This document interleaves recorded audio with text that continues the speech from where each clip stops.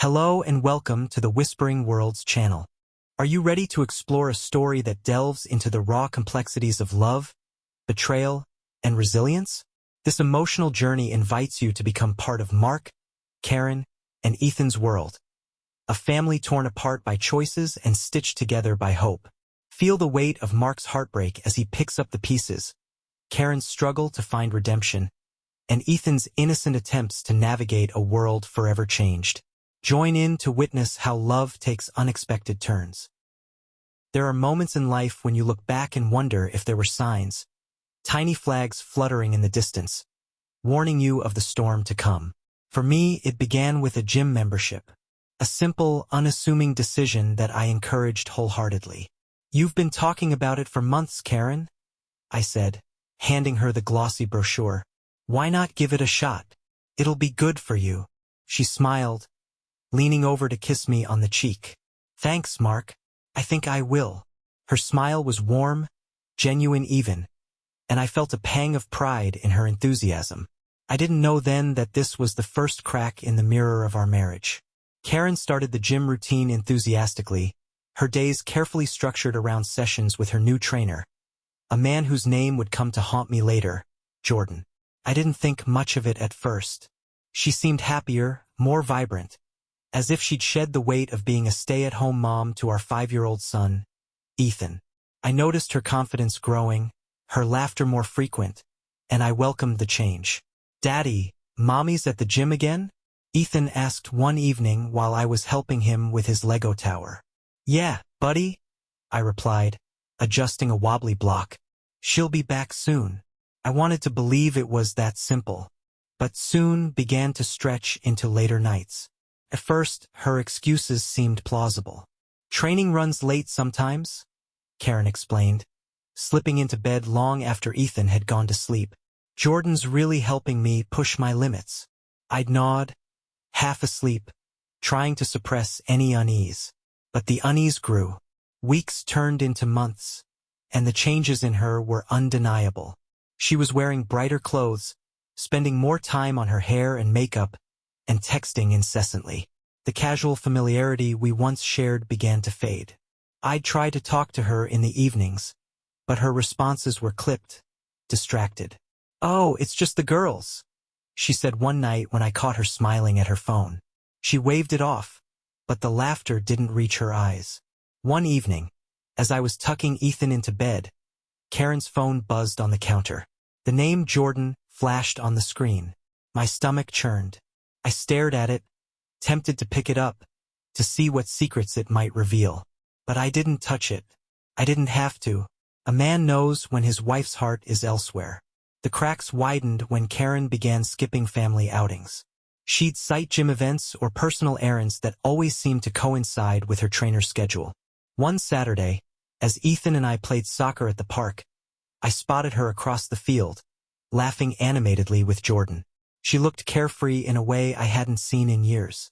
He was tall, muscular, and exuded a kind of confidence that made him stand out. I couldn't look away, even as I felt my chest tighten. "Who's that with Mommy?" Ethan asked innocently, kicking the ball toward me. I hesitated, forcing a smile. "Just her trainer." The words felt bitter on my tongue. Later that night, after Ethan had gone to sleep, I found myself pacing the living room. Karen came in, her cheeks flushed from the cold, a faint trace of perfume lingering in the air. "You're up late," she said, setting her gym bag by the door. "So are you," I replied, my tone sharper than intended. She frowned, but before she could respond, I asked, "Karen, is there something you're not telling me?" Her eyes widened slightly, but she quickly composed herself. "What do you mean?" she asked, her voice carefully neutral. I stepped closer, searching her face for any hint of truth. "You've been distant," I said. "You're always at the gym, texting someone constantly. I saw you with him at the park." For a moment she looked like she might deny it, but then she sighed and sat down at the kitchen table. Her shoulders slumped as if she'd been carrying a heavy burden. "Mark," she began, her voice trembling. "I didn't mean for this to happen. Jordan and we connected. It's not just physical. I've fallen for him. The words hit me like a truck, leaving me breathless. I struggled to process what she'd just admitted. What about Ethan? What about us? My voice cracked, a mixture of anger and disbelief. I still care about you, she said, tears welling in her eyes. But I can't ignore how I feel. I've already contacted a lawyer. The weight of her words settled over me like a suffocating blanket. That night, I lay awake in the dark, staring at the ceiling. The house felt like a stranger, the walls closing in on me. Memories of happier times, the laughter, the shared dreams, played in my mind like cruel reminders of what I'd lost. Ethan's giggles, Karen's smile. All of it felt like echoes of a life that no longer existed. In the days that followed, I tried to hold on to some semblance of normalcy for Ethan's sake. But every interaction with Karen was strained, filled with unspoken words and suppressed emotions. One morning, as I was packing Ethan's lunch for school, he asked, "Daddy, why does Mommy look sad all the time?"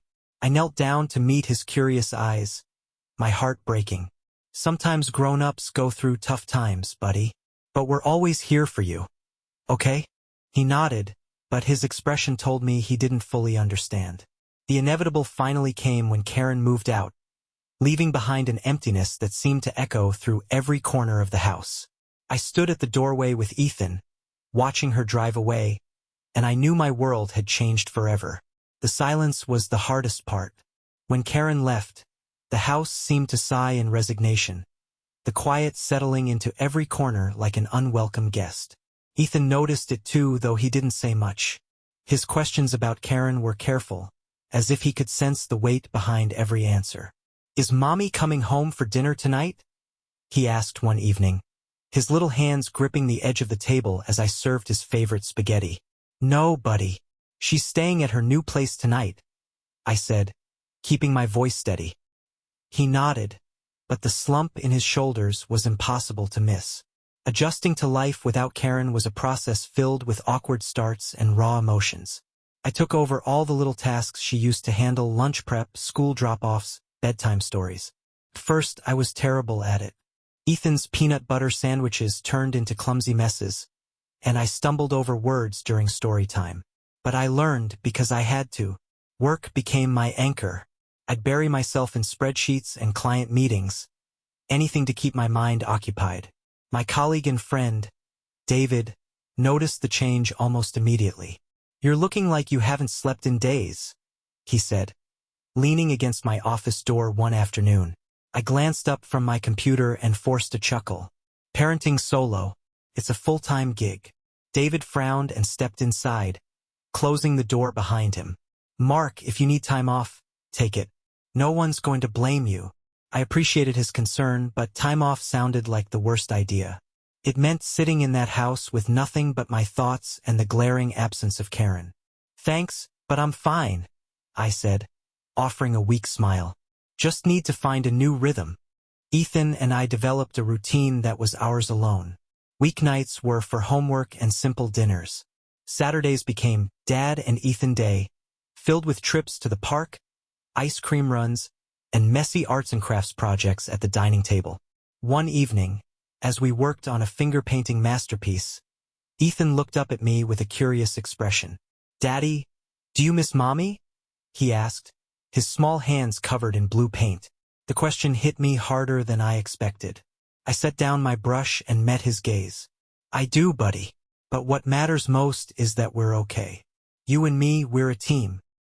He nodded solemnly, as if my answer carried all the wisdom in the world.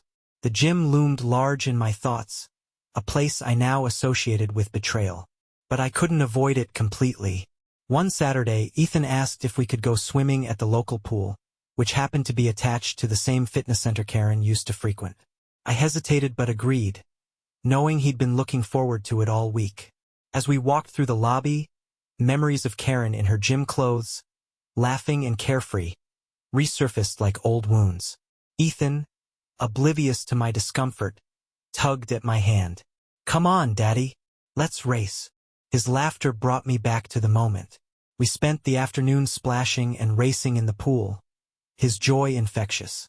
For a while, It felt like the weight on my chest had lifted. But as we were drying off in the locker room, I overheard two men talking nearby. "Yeah, Jordan's back at it," one of them said. "Doesn't waste any time, does he?" "Guess not," the other replied with a chuckle. That last one barely lasted 6 months. I froze, my hands clenching the towel. They were talking about him, Karen's Jordan. I wanted to turn around, confront them, demand to know what they meant. But Ethan's voice cut through my swirling thoughts. "Daddy, can we get ice cream now?" I forced a smile. "Of course, buddy. Let's go." That night, after Ethan had gone to bed, I couldn't shake the words I'd overheard. 6 months. Was that all their relationship had amounted to? My mind raced with questions I didn't want answers to. I poured myself a drink and sat on the couch, staring at the blank TV screen. Part of me felt vindicated. If their love was so real, why had it ended so quickly? But another part of me felt something more insidious. Anger, not just at Jordan, but at Karen. She'd torn apart our family for a fleeting romance. Was it worth it to her? The following week, I ran into Karen at Ethan's school. She was dropping him off after their scheduled weekend together. She looked different, as if the spark that had ignited her had burned out. "Hey," I said, my voice carefully neutral. "Hi, Mark," she replied, shifting uncomfortably. Ethan ran ahead to greet his friends, leaving the two of us standing awkwardly near the playground. "How's everything?" I asked, more out of politeness than genuine curiosity. Karen hesitated. "It's fine. Just taking things one day at a time." I studied her face, noting the tiredness in her eyes. She looked like someone who had lost something she wasn't ready to admit she wanted back. "Well," I said, glancing at Ethan, who was now climbing the jungle gym, "at least he's happy." She nodded, her eyes misting over. "He's lucky to have you, Mark." The words felt strange coming from her, as if she'd finally realized the weight of what she'd left behind. I didn't respond, and after a few moments, she turned and walked away. As I watched her leave, I felt a flicker of something I couldn't quite name. Not pity, not forgiveness, but maybe the first hint of closure. I didn't plan for it to happen this way. When I first joined the gym, it was supposed to be about me. Finding myself again after years of being a wife and a mother. It wasn't that I didn't love Mark or Ethan. I did, but somewhere along the way I had disappeared. First, I loved how the gym made me feel. Sweating out the stress, pushing my body to its limits. It was empowering. Jordan was part of that transformation. He wasn't just a trainer. He was a motivator. Someone who made me believe I could be more. "Keep going, Karen.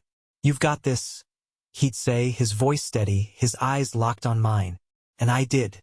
With every rep, every mile, I felt like I was reclaiming pieces of myself. But it wasn't just the workouts. Jordan had a way of listening, of making me feel seen in a way I hadn't felt in years. "How's your day going?" he asked once as we cooled down after a session. I hesitated. "Honestly, it's been rough. Sometimes it feels like all I do is take care of everyone else." He nodded, his expression thoughtful. "You've got to take care of yourself too, Karen. Otherwise, who's going to hold everything together?" It was such a simple thing to say, but it stayed with me. The first time we met outside the gym, it wasn't planned. I'd stopped by a cafe after a workout, still sweaty and flushed. Jordan happened to be there too. "Karen!" he called, waving me over. I hesitated but joined him. "Hey, Jordan. Didn't know you were a coffee guy. Gotta refuel somehow," he said with a grin, holding up his smoothie. We talked for hours that day, about everything and nothing. He told me about his love for hiking, his dreams of opening his own fitness studio. I told him about Ethan, how much he loved building Lego cities and playing soccer. "You've got a great kid," he said. "Sounds like you're doing an amazing job." Felt good to hear that, even if it was from someone who didn't know the full story. It wasn't until weeks later that things crossed a line. I'd stayed late after a session, helping him organize equipment. He brushed my hand as he passed me a weight, and I felt something I hadn't felt in years. A spark. "Karen," he said, his voice low. "I think you're incredible." I should have walked away. I should have told him to stop, but I didn't. First, it was thrilling sneaking around, sharing stolen moments. But the guilt was always there, gnawing at the edges of my happiness. Mark wasn't a bad husband. He was a good man, dependable, kind, and the best father Ethan could ever ask for. But Jordan made me feel alive in a way I hadn't in years. The day I told Mark, I felt like I was being torn in two. He deserved to know the truth even if it destroyed him. "Mark," I said, sitting across from him at the kitchen table. "I didn't mean for this to happen. Jordan and we connected. It's not just physical. I've fallen for him." The look on his face broke me. "What about Ethan? What about us?" he asked, his voice cracking. "I still care about you," I said, tears streaming down my face. "But I can't ignore how I feel. Leaving was harder than I thought it would be. I hated the way Ethan looked at me, confused and hurt. "Why can't you stay, Mommy?" he asked as I packed my things. I knelt down and hugged him tightly. "Mommy loves you so much, Ethan. I always will." "Then why are you leaving?" I didn't have an answer that would make sense to a 5-year-old. At first, being with Jordan felt like a dream. We went hiking, stayed out late, and laughed more than I had in years. But the cracks started to show quickly. Jordan wasn't the steady rock I thought he was. He was impulsive, quick to anger, and always restless. The things that had drawn me to him, the intensity, the passion, began to feel suffocating. "You're always on my case, Karen," he snapped one night when I asked why he hadn't called. "I told you, I've got things going on." I started to wonder if I'd made a mistake. It ended on a cold November evening. "Karen," Jordan said, standing in the doorway of his apartment, "I think we should take a break." I stared at him, stunned. "A break? You mean you're done with me?" He shrugged, looking almost bored. "You knew what this was." I walked away that night feeling hollow. I had destroyed my family for this man, and now I had nothing. Going back to my empty apartment felt unbearable. I missed Ethan desperately. I missed the little moments, his giggles, his hugs, the way he'd run to me when he scraped his knee. I even missed Mark, the stability he brought to my life. But I knew there was no going back. The first time I saw Mark after it all fell apart, it was at Ethan's school. He looked tired but strong, as if he'd found a way to rebuild himself without me. "How's everything?" he asked, his tone polite but distant. "It's fine," I lied. "Just taking things one day at a time." As Ethan ran off to join his friends, I turned back to Mark. "He's lucky to have you." He didn't say anything, just nodded, his expression unreadable. As I walked away, I realized that Mark and Ethan were moving on, building a life without me, and I was the one left behind. When I was little, everything felt simple. Mommy and Daddy were always there, and the three of us had so much fun. Daddy helped me build Lego towers, and Mommy always kissed my boo-boos better. But then, things started to change. I didn't understand why Mommy was going to the gym all the time. She used to stay home with me and play, but now she was always busy. "It's good for Mommy," Daddy said when I asked him. "She needs time to do her own things too." At first, I thought it was okay. She still came home at night, and she'd hug me before bedtime. But then the hugs got quicker, and she stopped tucking me in. "Why doesn't Mommy read me stories anymore?" I asked Daddy one night. "She's just tired, buddy," Daddy said, but his face looked sad. The night Mommy told us she was leaving felt like a bad dream. I didn't understand why she couldn't stay. "Is it my fault?" I asked her, tears streaming down my face. Mommy hugged me tight. "No, sweetheart. It's not your fault at all. Mommy loves you so much." "Then don't go," I said, clinging to her. But she did. After she left, things felt different. The house was quieter, and Daddy looked tired all the time. He still tried to smile and play with me, but I could tell he was sad too. At school, my teacher, Mrs. Cooper, asked why I seemed distracted during class. "Is something wrong, Ethan?" "Mommy doesn't live with us anymore," I said quietly. Her face softened. "I'm sorry to hear that. Do you want to talk about it?" I shook my head. Talking about it made the tight feeling in my chest worse. Daddy started doing more things with me, like making pancakes on Saturdays and taking me to the park. I liked those days because they felt normal. We laughed a lot, and I didn't have to think about how Mommy wasn't there. One day, when we were at the park, I saw Mommy with a man. She was laughing, and they looked like they were having fun. "Daddy, who's that with Mommy?" I asked, pointing at them. Daddy's face got serious, but he tried to smile. "That's her friend, buddy." "Why isn't she laughing with us anymore?" I asked. He didn't answer.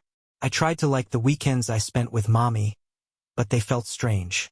She'd take me to new places and buy me toys, but it wasn't the same. She didn't laugh like she used to, and sometimes she stared out the window like she was thinking about something else. "Mommy, are you okay?" I asked once.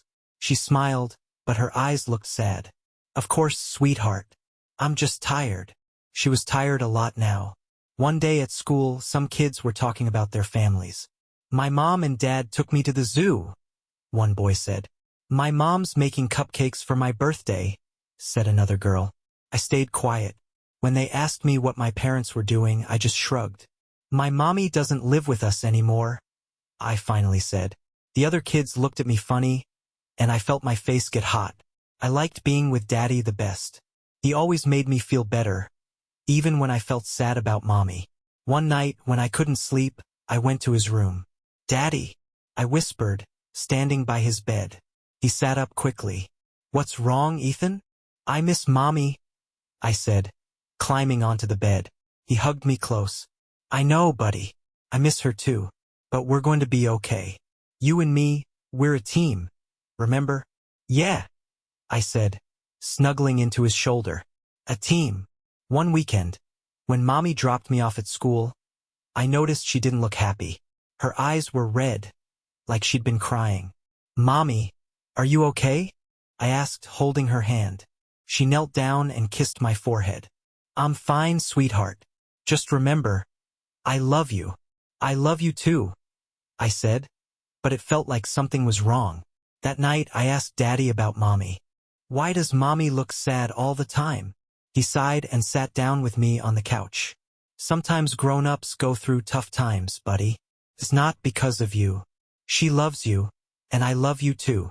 I nodded, but I still didn't understand. Things kept changing, but Daddy and I were okay. We had our routines, our special days. Sometimes I still missed Mommy, but I knew I could talk to Daddy about it, and that made everything feel a little better. People always assume I have it easy. Charismatic, fit, always surrounded by people who want my time and attention. That's how it looks from the outside. But they don't see the grind behind the charm or the emptiness that creeps in when the lights go off and the gym doors close. I've built my life around two things: staying on top and staying free. Relationships, too complicated. Commitment, a trap. But then Karen walked into my world, and for a while I thought she might be the exception. The first time I saw her, she wasn't anything special. Just another new client, nervous, a little shy, carrying that look of exhaustion that so many of them had. But something about her caught my attention. Maybe it was the way she lit up when I praised her progress, or the way she'd laugh at my jokes, even the bad ones. "You're stronger than you think," I told her one day as she struggled through a set of squats. Her face was red, sweat dripping, but she pushed through. "You really think so?" she asked, breathless but smiling. "I know so," I said, locking eyes with her. That was the moment it shifted. It started small, longer conversations after sessions, a coffee here and there. She told me about her son, her husband, her life. "Mark's a good guy," she said once, almost defensively. "But sometimes, I just feel invisible." I didn't push. I didn't have to. She was already unraveling on her own. When she kissed me for the first time, I wasn't surprised. We'd been dancing around it for weeks. The charged moments of silence, the lingering touches. It happened after a late-night session. She stayed to help me organize some weights, and when our hands brushed, she looked up at me with those wide, searching eyes. "Jordan," she started, but I didn't let her finish. I leaned in, and she didn't pull away. For a while, it was perfect. Karen wasn't like the others. She wasn't just after the thrill or the validation. She wanted something deeper, and for a time I thought I did too. We'd spend evenings hiking trails or sitting by the lake, talking about everything and nothing. She was funny, smart, and passionate in a way that drew me in. "You make me feel alive," she said one night, her head resting on my shoulder. "You deserve to feel that way," I replied, meaning every word. But as the weeks turned into months, the shine started to wear off. Karen wanted more than I could give. "Jordan, why don't you come meet Ethan?"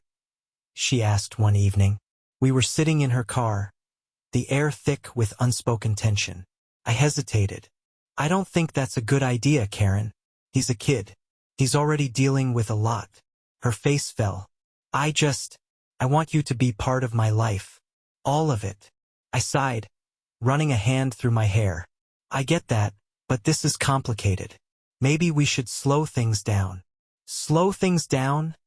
she repeated, her voice rising. "You're the one who told me to take a chance, to follow my heart." I didn't have an answer for her. The truth was, Karen scared me. Not in a bad way, but in a way that made me feel trapped. She wanted stability, a future, things I wasn't ready to offer. I'd always prided myself on being honest, but with Karen, I found myself lying. Not just to her, but to myself. "It's not you, it's me," I told her one night, the cliché tasting bitter on my tongue. She laughed, a short, humorless sound. "Seriously, Jordan? That's the best you've got." "I'm sorry," I said, and I meant it. "You deserve someone who can give you everything. That's just not me." When she left my apartment that night, I felt a strange mix of relief and regret. Karen wasn't like the others, but that was the problem. She made me want things I wasn't ready for. A few days later, I saw her at the gym. She looked pale, like she hadn't slept in days. Our eyes met, and for a moment, I thought about going over to her. But what could I say? "I'm sorry? I made a mistake?" Instead, I turned away and started my next session. I heard through the grapevine that she was struggling. Some of the other trainers whispered about her, speculating why she'd stopped coming to the gym altogether. I wanted to reach out, but what good would it do? I wasn't the hero she needed. Late one night, as I sat alone in my apartment, I thought about Karen and the mess we'd made. She'd given up so much for me, her marriage, her family, and I'd walked away. Maybe I wasn't the villain in this story, but I wasn't the hero either. Mark always struck me as one of those guys who had it all figured out. He was steady, dependable, and genuinely one of the good ones. That's rare in our line of work. An office full of egos, deadlines, and backhanded compliments. He wasn't flashy or loud, but you knew you could count on him. That's why it hit me so hard when I noticed the change. It started subtle, longer hours at the office, darker circles under his eyes, and a kind of quiet that felt heavier than usual. Mark wasn't the kind of guy to wear his emotions on his sleeve, but he didn't have to. I've known him long enough to see when something's wrong. "Everything okay, Mark?" I asked one afternoon as I leaned against his office door. He glanced up from his computer, his face a little paler than usual. "Yeah, just busy," he said, offering a weak smile. I wasn't buying it. Busy? Or avoiding something? His shoulders slumped slightly, and he looked down at his hands. "Karen and she left," he said finally, his voice barely above a whisper. I sat down in the chair across from his desk, stunned. "What? When? Why didn't you say anything?" Mark sighed and rubbed his temples. "It's been a couple of weeks. She fell for someone else. A guy at the gym." I felt a surge of anger on his behalf. Mark, of all people, he didn't deserve this. "Mark, I'm so sorry. That's awful." He nodded but didn't say anything more, and I knew better than to push. In the days that followed, Mark threw himself into work even harder than usual. He was the first one in the office and the last one to leave. At first, I thought maybe he was just trying to distract himself, but it started to feel like more than that. "Mark, you've got to give yourself a break," I told him one evening as we grabbed beers after work. He shook his head. "I can't, David. Every time I slow down, it all catches up with me." "You're not alone, you know," I said. You've got people who care about you. Me, the team, Ethan. At the mention of his son, his face softened. Yeah, Ethan's what keeps me going. One afternoon, Mark brought Ethan to the office. It was a rare slow day, and he couldn't get a sitter, so the little guy tagged along. "David!" Ethan exclaimed, running up to me with a wide grin. "Hey, buddy," I said, crouching down to ruffle his hair. "You keeping your dad on his toes?" He nodded enthusiastically. "We're a team," he said proudly, glancing up at Mark. Mark smiled. A real smile, the first I'd seen in weeks. Watching them together made me realize just how much Mark was holding everything together for Ethan's sake. It wasn't just about getting through each day. It was about being the dad Ethan needed, even when Mark felt like he was falling apart. A few weeks later, we had a company retreat at a lakeside cabin. Mark almost didn't come, but I convinced him to join us. "You need this," I said. "A change of scenery, some fresh air. It'll do you good." He finally agreed, and for the first time in months, I saw him relax. We went hiking, fished by the lake, and even roasted marshmallows by the fire. "You know," Mark said one night as we sat by the fire, "I've been so caught up in everything that I forgot what it's like to just breathe." "That's why you've got friends," I said, clinking my beer bottle against his. "To remind you when you need to slow down." Mark started opening up more after that trip. He talked about Karen, about the pain of seeing her with someone else, and about the guilt he felt for not being able to fix things. "Mark, you can't blame yourself for her choices," I told him one night over dinner. "You were a great husband. Sometimes people just lose their way." He nodded slowly. "I know. It's just hard to accept." A few months later, I noticed something different about him. He wasn't just surviving anymore, he was living.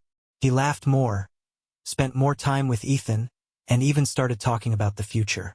"David, I've been thinking about signing Ethan up for soccer," he said one day at lunch. "He's been asking about it for weeks." "That's great," I said. "It'll be good for both of you." Mark smiled. "Yeah, I think it's time to start focusing on the good stuff again." Watching him rebuild his life piece by piece was inspiring. Mark wasn't just resilient, he was stronger than he knew. The first time I met Mark and Ethan, I was filling in for a coworker at the after-school program. I was helping a group of kids paint when Ethan wandered over to my table, holding a drawing of a giant robot. "Is this good?" he asked, looking up at me with wide, curious eyes. "It's better than good," I said, smiling. "That's an awesome robot. Does it have a name?" He grinned. "Mega Ethan." "Well, Mega Ethan looks like he could save the world," I said, handing him a fresh sheet of paper. "Think you can draw his sidekick?" Ethan nodded eagerly and got to work. When Mark arrived to pick him up, I could see the resemblance immediately. The same dark hair, the same thoughtful expression. But where Ethan was bright and full of energy, Mark carried a kind of quiet tiredness. "Hi, I'm Grace," I said, introducing myself as Ethan ran over to show him the drawings. "You've got a talented little artist here." Mark chuckled, ruffling Ethan's hair. "Yeah, he's always creating something. Thanks for keeping an eye on him." "It's my pleasure," I said. "He's a great kid." Mark smiled, but it didn't quite reach his eyes. Over the next few weeks, I saw them often. Ethan had joined the soccer program I helped organize, and Mark was always there on the sidelines, cheering him on. At first, he kept his distance, standing quietly with his hands in his pockets. But eventually, we started chatting during water breaks or after practice. "You're really good with the kids," Mark said one afternoon. "Thanks," I said, brushing a strand of hair out of my face. "They make it easy. And Ethan's a natural on the field." Mark's face lit up with pride. "He's been asking to play for months. I'm glad he's enjoying it." "He's got a great role model," I said, and Mark looked at me like he wasn't sure I meant it. It wasn't long before Ethan started to warm up to me. He'd run over during practice breaks to show me his latest moves or tell me about a Lego project he was working on at home. "Do you like Legos?" he asked one day. "Of course," I said. "I used to build castles when I was a kid." "Castles?" he said, his eyes lighting up. "I'm building a spaceship." Maybe you could help me sometime. Mark, standing a few feet away, chuckled. Careful, Grace. He's going to put you to work. I don't mind, I said, smiling at both of them. Mark and I started talking more outside of soccer practices. Sometimes he'd linger after everyone else had left, and we'd sit on the bleachers, watching the sun dip below the horizon. He told me about his job, about Ethan's love for robots and soccer, and eventually about Karen. It's been tough, he admitted one evening, his voice low. For both of us. Ethan's handled it better than I expected, but I still worry about him. Kids are resilient, I said, but having you in his corner makes all the difference. Mark looked at me, and for the first time, I saw a flicker of something other than sadness in his eyes. Hope, maybe. One weekend, Mark invited me over for dinner. It wasn't anything fancy, just spaghetti and garlic bread, but it felt special. Ethan was thrilled, showing me his Lego collection and explaining the backstories for all his creations. This one's Mega Ethan, he said, holding up a blocky robot. And this one is his sidekick, Gracebot. Gracebot? I asked, laughing. I'm honored. Mark shook his head, smiling. You've officially made it into the Lego Hall of Fame. As the weeks turned into months, I found myself growing closer to both of them. Ethan's laughter became a constant in my life, and Mark was different from anyone I'd ever met. He was steady and kind, but there was a depth to him, a quiet strength that drew me in. One evening, after Ethan had gone to bed, Mark and I sat on the couch, talking over cups of tea. You've been such a positive influence on Ethan, he said, his voice soft. I care about him, I said.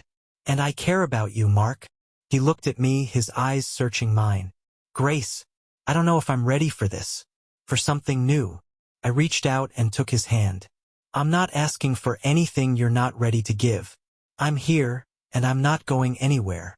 For the first time in a long time, he smiled, a real, genuine smile. Ethan started calling me Miss Grace. And every time he said it, my heart felt a little fuller. One evening, as I tucked him into bed after babysitting, he looked up at me and asked, Are you going to be around for a long time? I felt a lump in my throat. I hope so, Ethan. Good, he said, snuggling into his blankets. I like having you here. Mark and I didn't have a perfect beginning. There were moments of hesitation, of doubt. But as we built something together, piece by piece, I realized that the three of us were creating a new kind of family. I wasn't supposed to feel this way. When I left, I thought I was chasing happiness, something bigger and brighter than the life I had with Mark. But now, every decision I'd made felt like a stone tied to my chest, pulling me down further with each passing day. I saw it in Ethan's eyes when he looked at me during our weekends together. Confusion, hurt, and something worse. Distance. He still hugged me, still laughed when we played games or went to the park. But it wasn't the same. There was a wall between us, and I didn't know how to break it. Mommy, can we go home now? He asked one afternoon as we sat at an ice cream shop. We are home, I said, gesturing to the apartment I'd moved into. He frowned. No, I mean Daddy's house. I tried to smile, but it felt hollow. This is your home too, sweetheart. Ethan just shrugged and went back to his ice cream. The truth about Jordan didn't hit me all at once. It crept in slowly, like a draft under a door, until I couldn't ignore it anymore. He wasn't the man I thought he was. The charm that had drawn me in started to feel like a mask, slipping every time things didn't go his way. You're too clingy, he said one night when I asked why he hadn't called. This is why I don't do serious relationships. I stared at him, feeling the sting of his words. I gave up everything for you, Jordan. He shrugged, unbothered. I didn't ask you to. That was the beginning of the end. After Jordan and I broke up, I tried to focus on rebuilding my life. But everywhere I turned, I was reminded of what I'd lost. I missed Mark's steadiness, the way he'd always find a way to make me laugh, even on the worst days. I missed Ethan's giggles, the way he'd wrap his arms around my neck and tell me he loved me.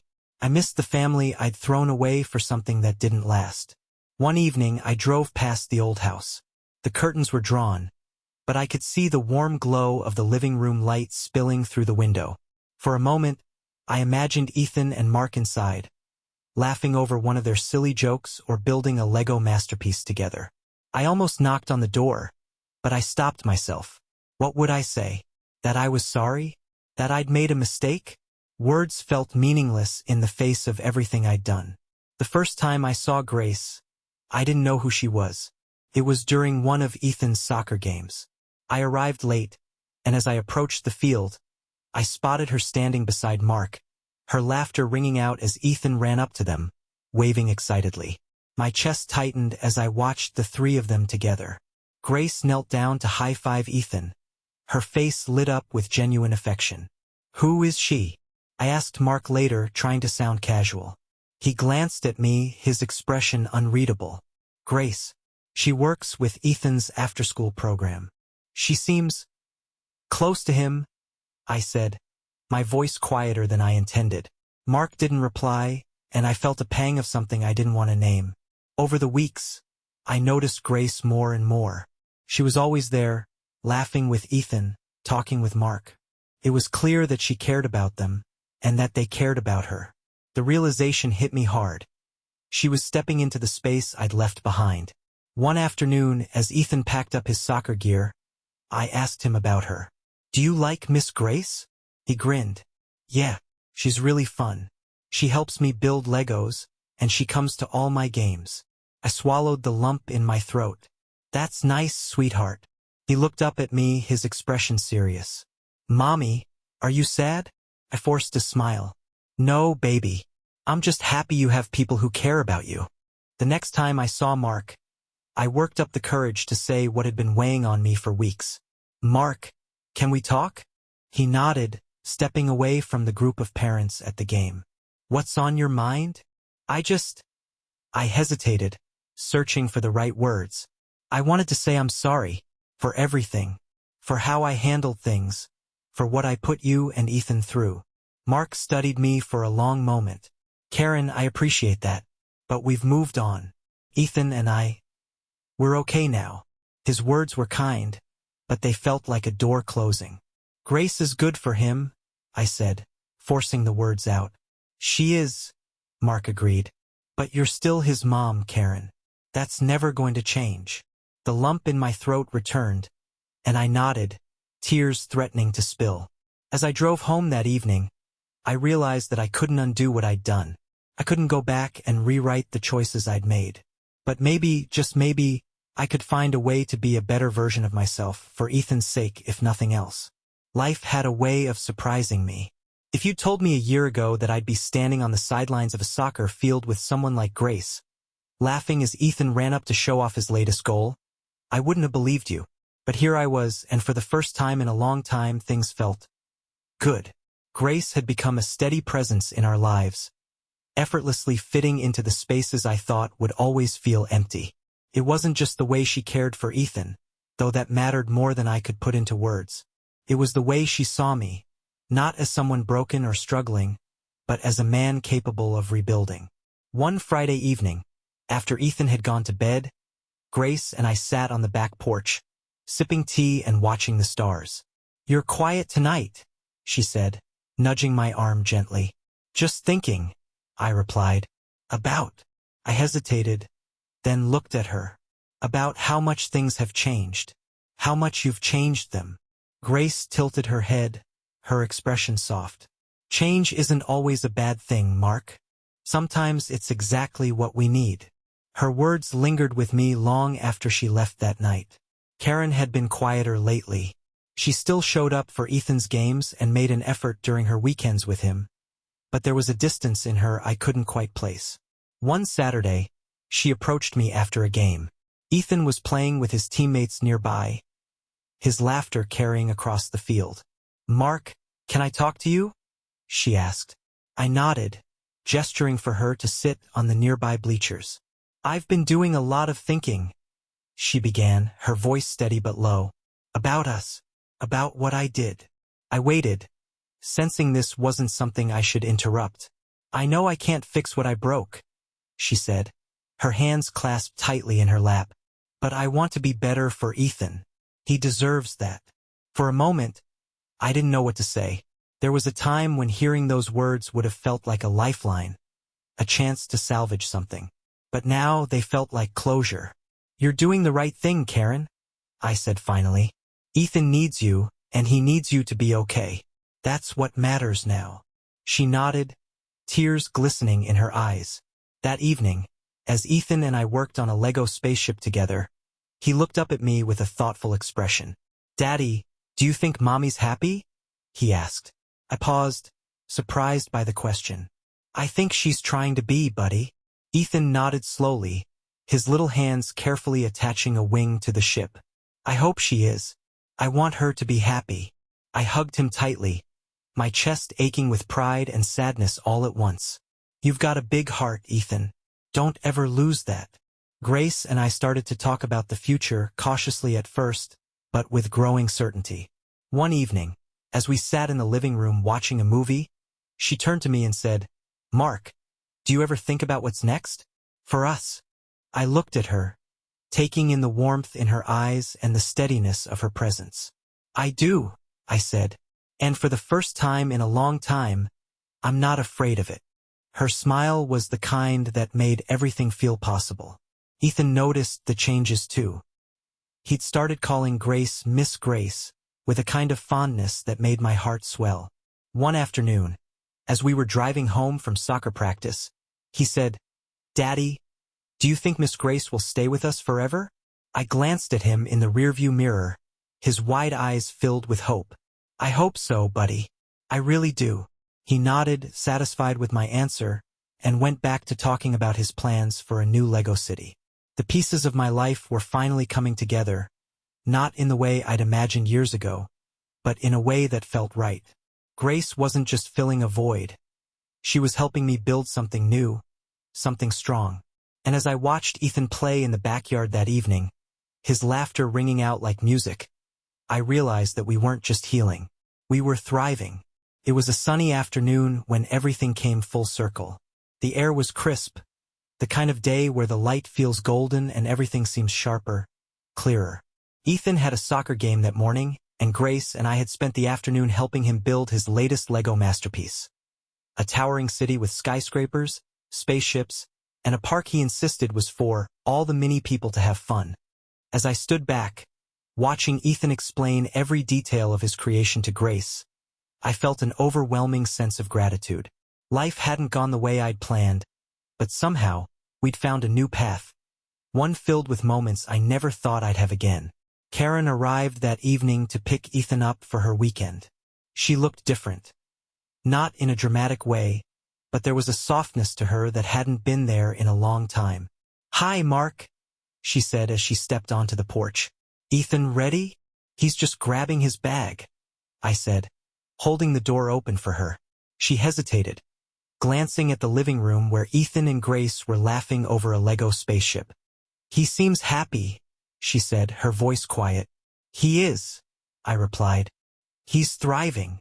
Karen turned to me, her eyes searching mine. "Thank you for being there for him. I know I haven't always made it easy." "It's not about easy," I said. "It's about what's right for Ethan." She nodded, her gaze lingering on Grace for a moment before turning back to me. "She's good for both of you."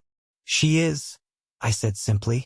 When Ethan came bounding down the stairs with his bag, he threw his arms around me before turning to Grace.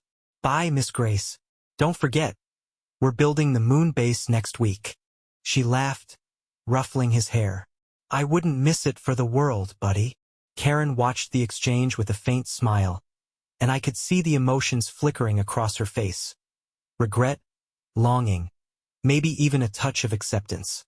As they drove away, I stood on the porch, watching until their car disappeared around the corner. Grace came up beside me, slipping her hand into mine. "You okay?" she asked. I nodded, squeezing her hand. "Yeah, I am." In the weeks that followed, the rhythm of our lives continued to settle into place. Ethan's laughter filled the house, Grace's presence added a warmth I hadn't realized I'd been missing, and I found myself looking forward to the future instead of dreading it. Karen became more consistent in her time with Ethan, and I could see her trying, really trying, to rebuild her relationship with him. It wasn't perfect, but it was progress. One afternoon, after a particularly good game, Ethan ran up to me and said, "Daddy, I think Mommy is happier now." I looked over at Karen, who was chatting with some of the other parents. Her face relaxed in a way I hadn't seen in years. "I think you're right, buddy," I said. On a quiet evening, as the three of us, Grace, Ethan, and I, sat on the couch watching a movie, Ethan leaned his head against my shoulder. "Daddy, I think we're like a team," he said sleepily. "We are, buddy," I said, kissing the top of his head. "We always will be." Life wasn't perfect. There were still challenges, still moments when the weight of the past threatened to creep back in. But for the first time, I felt like we were building something unshakable, something real. Karen would always be a part of our lives, and I had made my peace with that. Grace had shown me that love wasn't about replacing what was lost. It was about creating something new, something that could stand strong even when the winds of life tried to knock it down. As I turned off the lights that night, I glanced back at Grace and Ethan curled up on the couch, their soft breathing filling the room. I didn't know what the future held, but I knew one thing for certain. We would face it together. Dear listeners, please share your thoughts in the comments section below, and don't forget to like, share, and subscribe to the channel.